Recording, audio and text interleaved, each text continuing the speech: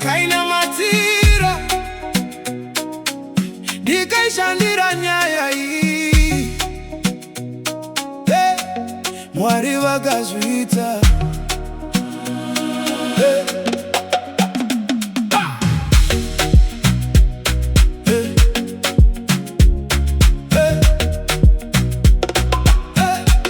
Ndairara ndichifunga, hope dzichinditiza, misozi ichiyerera, asi nderamba ndichinamata. Vamwe vakati rega, vamwe vakati hazviiti, asi ini ndakati Jehovha havambondirasi. Ndaimuka mangwanani ndichishanda nesimba, maoko angu akaneta asi moyo wakaramba wakamira. Ndakabata ndikatsikirira ndichifamba naMwari, kusvikira ndazoona chishamiso chatenzi. Zvaitaridza sekunge zvapera, asi Mwari vaitivirira mwana wangu. Misodzi yangu yakava mbeu, nhasi ndava kukohwa mufaro.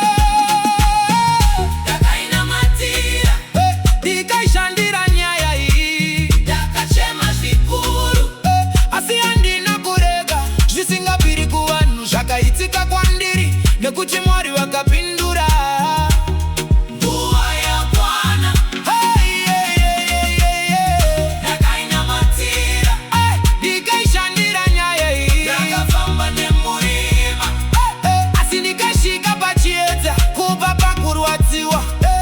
Kusvika pakupupura. Ndakainamatira Ndikaishandira Nyaya Iyi. Mazuva akafamba, makore akandisiya ndakamirira, asi chivimbo changu handina kumborasikirwa nacho. Dzimwe nguva ndaingorarama nemvura chete, asi ndichiti Mwari vashandira ngarira. Vanhu zvino votarisa vachiti wakazviita sei. Ini ndinoseka ndichiti inyasha dzaJesu. Handina simba rangu, handina kungwara kwangu, asi ndina Mwari. Vanosimudza marombe, vanonyaradza vanochema. Kana uri mumoto usazvipira, kana uri murima rambo chinamata. Namata nesimba, shandawo nesimba, nekuti Mwari yavakangamwi vana vavo.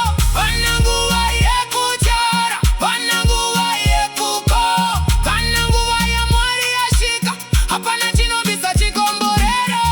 Ndakainamatira Ndikaishandira Nyaya Iyi. Nhasi ndinomira pano ndichipupura, kubva pakuchema kusvika pakuzeka. Jehovha vandisimudza neruoko rwavo.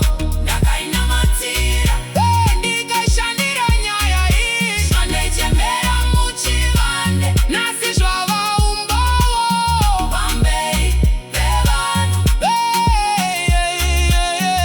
Ndakainamatira Ndikaishandira Nyaya Iyi. Hallelujah. Ndakainamatira. Hallelujah. Ndakainamatira. Hallelujah.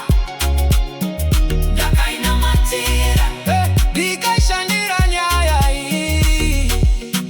Yakapindurwa,